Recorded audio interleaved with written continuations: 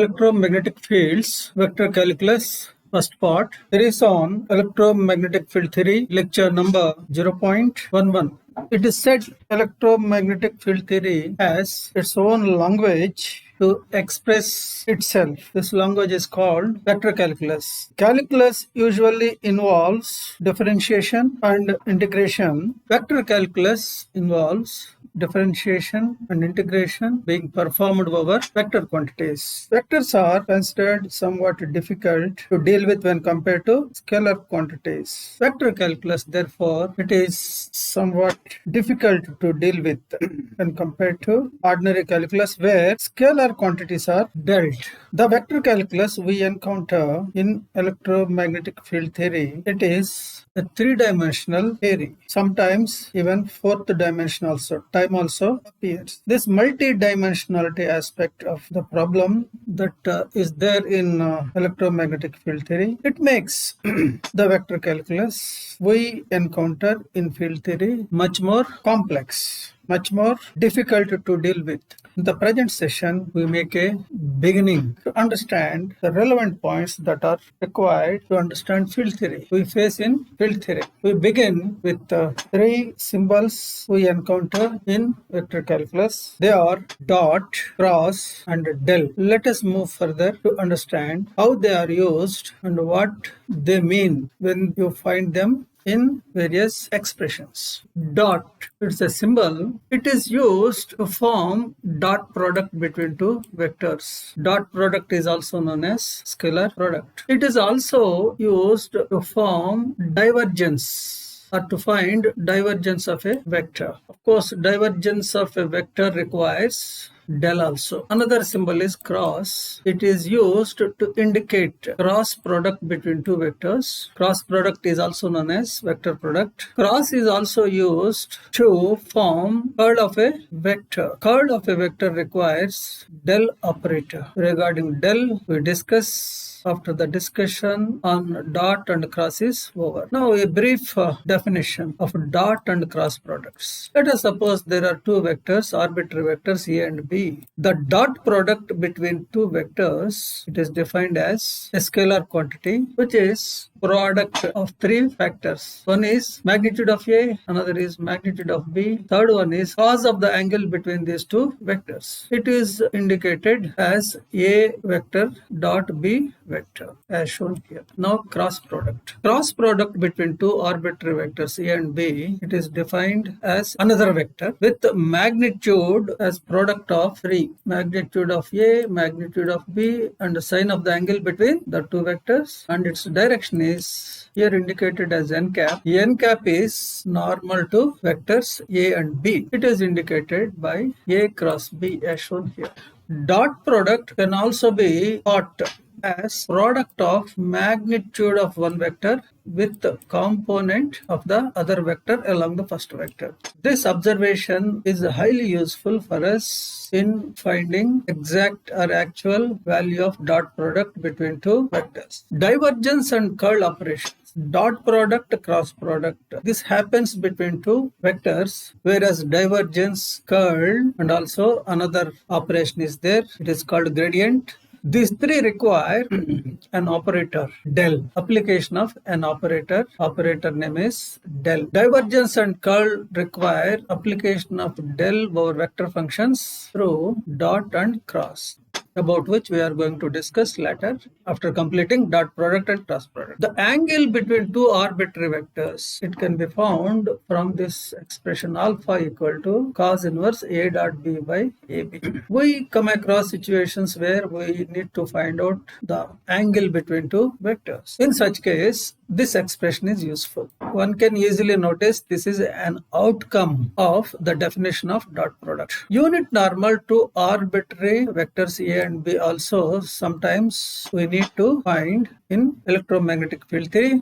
This vector one can compute using this relation. N cap, unit vector normal to vectors A and B. It is cross product divided by magnitude of the cross product, which is AB sin alpha. This particular relation, this particular formula is outcome of the definition of vector product or cross product. Triple products, we encounter product of three vectors. There are two ways by which one can form a product among three vectors A, B, C. One way is A dot B cross C. It is called scalar product. Another is A cross B cross C. This is called vector product. A dot B cross C can be shown equal to B dot C cross A it is also equal to C dot A cross B. These three are same. A cross B cross C, it results in a vector quantity. It can be found equal to B A dot C minus C A dot B. Regarding these two products, some information. The first product formed with three arbiter vectors is a scalar, and hence it is called scalar triple product. Three vectors are there, that's why triple product. It is scalar. Result is a scalar, that's why scalar triple product. A geometrical interpretation can be given to scalar product, triple product. Its absolute value gives volume of the parallel pipe having the three vectors as three of its contiguous edges. The second product results in a vector quantity, that's why it is called triple cross product or triple vector product. It results in a vector. The expansion is sometimes called back cab rule. Notice BAC-CAB, back cab rule. Useful to remember the expression. Note that A cross B cross C is not in general equal to A cross B cross C. Now let us move on to del operator. Del operator is also called nabla, also called atlet, but widely used name is delta.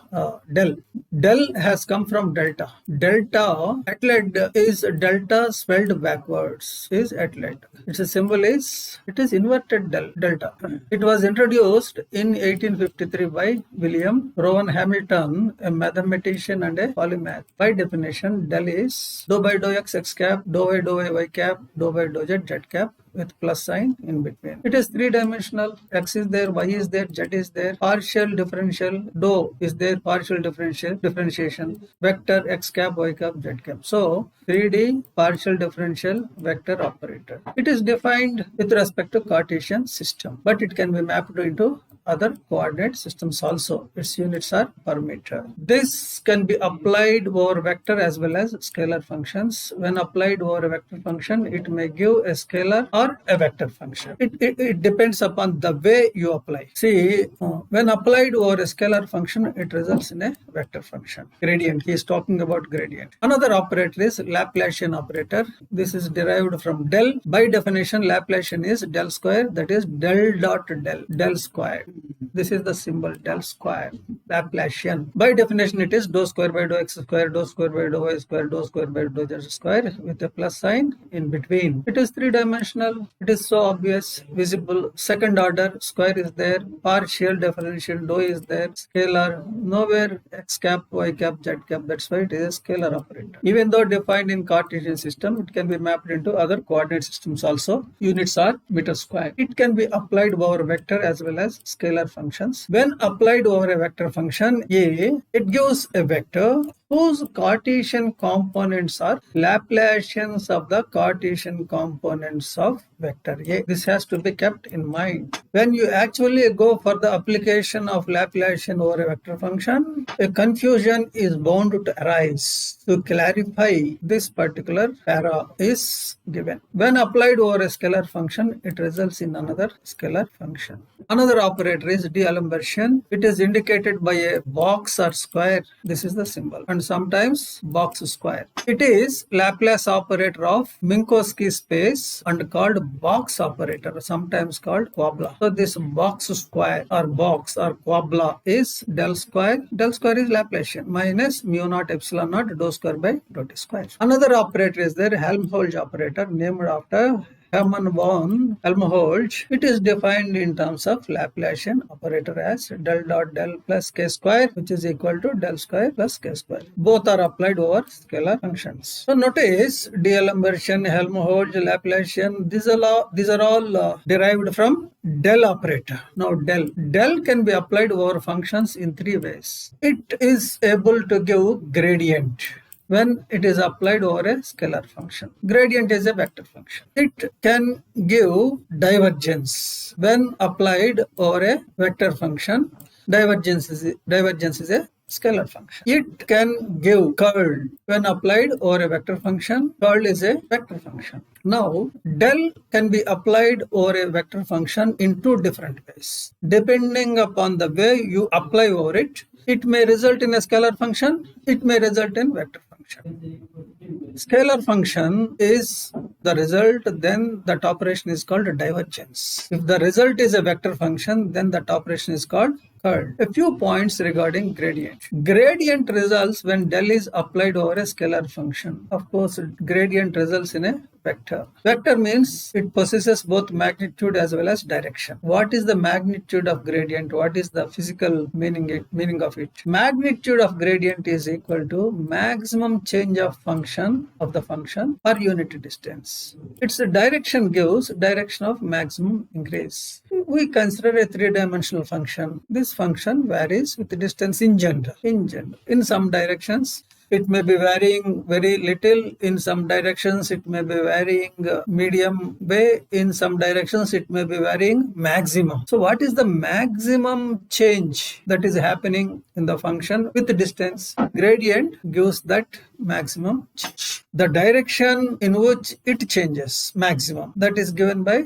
the direction of the gradient. If f is a scalar function, then gradient is indicated by del before function. According to a theorem on partial derivatives, differential df can be expressed in terms of grad f. df is differential function. Grad f is gradient. This df and grad f, these two are related. Through this relation, it is going to be useful. Better remember this particular connection. Here dl is differential length, about which we are going to discuss. This dot is, actually this is vector. This is also vector. So in between dot is there. It means it is dot product. Now some important information regarding divergence. Divergence of an arbitrary vector field A is defined as outward flux of A per unit volume. In the limit, the volume shrinks to a point. See, here is a field, let us suppose gravitational field is there. Gravitational field also a vector field, electric field, magnetic field. These are all vector fields. You consider some point here. The divergence of the field at this point is outward flux of A per unit volume. You have to consider a volume here, unit volume, and perform this integration A dot dA divided by, differentiation is over the faces of this unit volume divided by delta T, volume of this differential element. As delta tau tends to 0, then this particular fraction is called the divergence of A. This is the definition, but this is not the workable expression for a divergence. I am going to show a workable, useful relation to find out the divergence of a vector function. In this relation, closed surface integral denotes flux of A through a closed surface S, and delta tau is its volume. Its value can be found by applying del operator over A through dot operator, and it is indicated by divergence of A. By applying del over A through dot, one can find out divergence. This is definition. Using this definition, one may not be able to difficult. Curl of a vector field A is defined as maximum circulation of the field A per unit area. In the limit of area shrinking to a point. Mathematically, curl of A is, again, here also we consider a vector field like gravitational field, electric field, magnetic field, etc. We consider a point. At this point, you consider a closed line integral surrounding this fellow. Closed path. This closed path is associated with certain area. This area is indicated here by delta A. This is closed path. Area is delta A. Normal is normal to the surface. Mathematically, curl of A is limit delta A tends to 0. Closed line integral A dot dl by delta A. N cap is unit normal. Maximization with respect to n. Here, closed line integral in the numerator is circulation delta A. It is circulation. Closed line integral in the numerator is circulation. He says this is called circulation. Delta A is its area and n is unit normal to the surface enclosed by the curve C. Curl direction is the direction of normal vector to the area. In the limit, the area shrinks to a point, and in the right hand sense. Similar to divergence, this is defining relation, but it is not the relation that is workable. It is highly inconvenient meant to find this relation. I never come across anywhere using this relation to find curl of a field. Another relation is there. That relation is highly useful, helpful to find curl. Its value can be found by applying del over A through cross operator. Divergence means dot operator, curl means cross operator. It is indicated by del cross A. What is the physical meaning of divergence? What exactly it indicates? What is the physical meaning of curl? What exactly it indicates? That information is provided here. Divergence is an indication of spreading or branching of field from a point, whereas curl describes coiling or wrapping. There are some fields which spreads out like this. They have the property of spreading out. Some fields, they keep on rotating, curling. There are certain fields with spreading property, some fields which are coiling property. Divergence indicates the spreading property, whereas curl indicates coiling or wrapping property of the field. Divergence of a vector function gives a measure of its ability to cause expansion or contraction, whereas the curl gives the ability to cause turning or spinning. Effort. Fields are capable of providing effort. Sometimes this effort is capable of expanding or contraction. Sometimes the effort is to turn, to be able to turn or to be able to spin. So divergence of a vector function indicates the capability of the field to cause expansion or contraction, whereas curl gives the capability of the field to turn or spin, similar to torque. A field F is called solenoidal if it is divergenceless. If del dot F is 0, then that is called solenoidal. If curl is 0, then it is called irrotational. Definitions are given at the time it is told that the defining relations are not much useful to find either gradient, divergence or curl. How to find them? Here is given information regarding how to find them. Gradient. Already told, gradient results when del is applied over a scalar function. Let us see. Consider a scalar function V. Independent variables are x, y, z. Gradient of the scalar function you can obtain by considering dou v by dou x cap, dou v by dou y cap, dou v by dou z cap. It is a result of del applied over scalar function v. Come to divergence and curl. Consider a vector function d. Independent variables are x, y, z. It is a vector, so three components may be there in general: dx, dy, dz. Dx in x direction, dy in y direction, dz z direction. The divergence of this field it can be found easily by applying the del operator over d in a particular way. That particular way, that specific way is through del. You can apply del over d also in another way. That way is indicated by curl. There are only two ways, possible ways. You can apply del over vector function. One is del, another is curl. Del means dot. Dot means you are interested to find out divergence. So by definition, it is dou dx by dou x plus dou dy by dou y plus dou dz by dou z. So this is divergence. Divergence of a vector function, del dot d. Now del cross d. Del cross d gives you curl. By definition, it is x cap, y cap, z cap, dou by dou x, dou by dou y, dou by dou z, dx, dy, dz. Now, if you determine this determinant, expand and all that, you will be getting curl of the function. Fields. We come across, actually, we are studying vector calculus so that it helps our understanding of vector calculus in the study of field theory. So, our main area of study is fields. Certain fields are called solenoidal fields.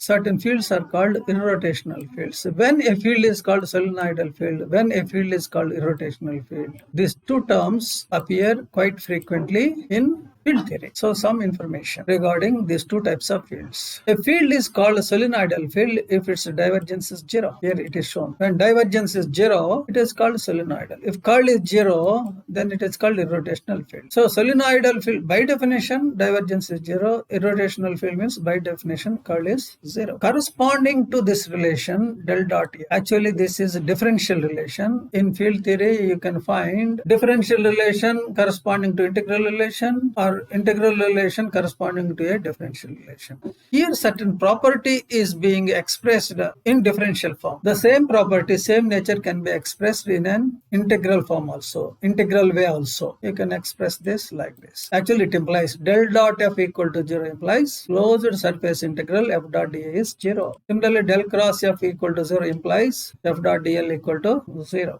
Implications are when del dot f equal to 0, implication is f can be expressed as curl of another vector. When curl f is 0, f can be expressed as gradient of a scalar function. Magnetic field is an example for solenoidal field. Electrostatic field is an example for rotational field. This is what I want to share with you for now. Before concluding the session, let us recollect the important aspects so far we covered here. Three symbols are introduced and some operators are also introduced. Symbols are dot, curl, del. Del is actually an operator. From del, Laplacian and some other operators are also derived. So all those operators are introduced. A definition for dot product, curl product, divergence, curl, gradient, and workable expressions for gradient, divergence, curl. All these aspects are covered in the present session. Enough for now.